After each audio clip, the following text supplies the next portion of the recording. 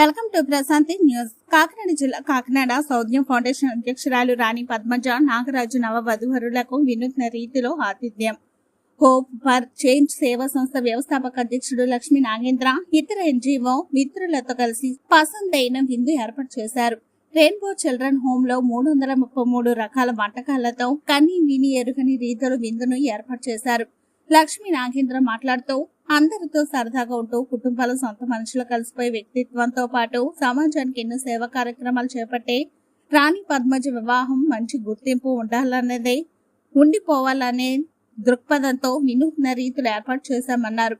వారి జంట నిండు నూరేళ్లు చల్లగా వర్ధిల్లాలని దేవుణ్ణి కోరారు.